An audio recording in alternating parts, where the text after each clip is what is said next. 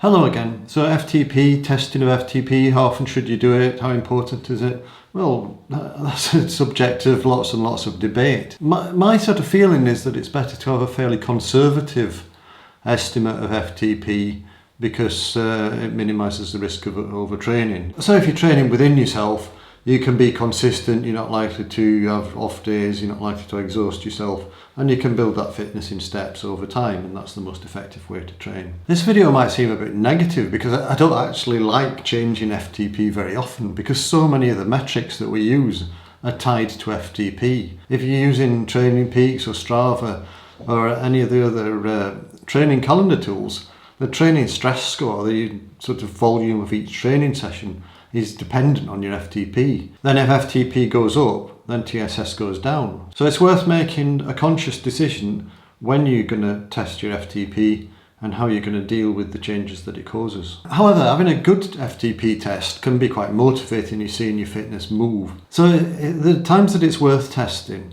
are if you're finding your training too easy, like if you're doing an interval session, you've set it based on your FTP power, like you might be doing, we always do this, 3 or 4 by 8 minutes, or your 5 by 5 minutes, your sort of threshold session, which is either just above or just below your FTP. If you're finding that too easy, so it feels too easy, or if your heart rate is too low, because heart rate zones don't really change, they're a really good way of seeing whether you should change your FTP, then it's probably time to do a test. It's also worth checking every 4, 6 or 8 weeks or something like that, just to keep things on track, because things can go up and down, and it's better not to let things drift too much. So maybe I would do a test perhaps every 6 weeks, or I might do interim tests at different durations just to keep things on track so that I'm understanding where things are.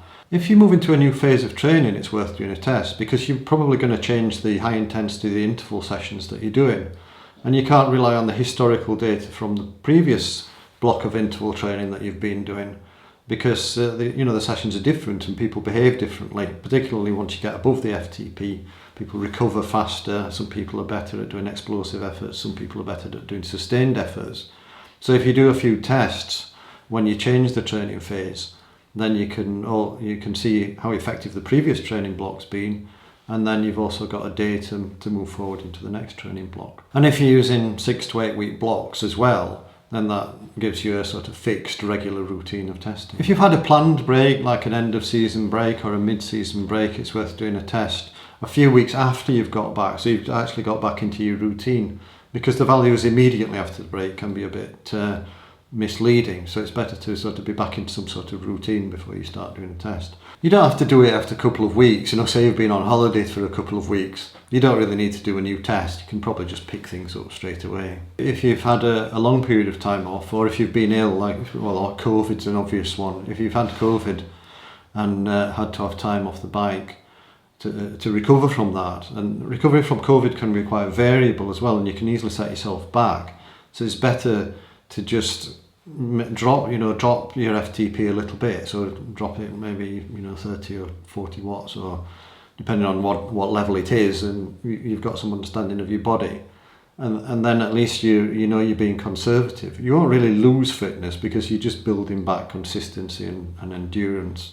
So by being that bit conservative, you're really ensuring that you can maintain some sort of consistency in training as you build up your fitness and complete your recovery process. And then when you're back into it, then you can do a test. So it's useful to have a conservative FTP.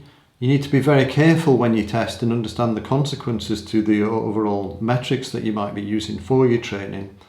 And then you need to make sure you test and keep on top of your FTP and your power duration curve with tests for 6 to 8 week intervals, or when you have a break, or when you change your training phase. And that's it, simple as that. So hope it all works for you. Make some comments, tell me what you found out. If you disagree with what I've said, let me know, and I'll see you in the next video. Bye.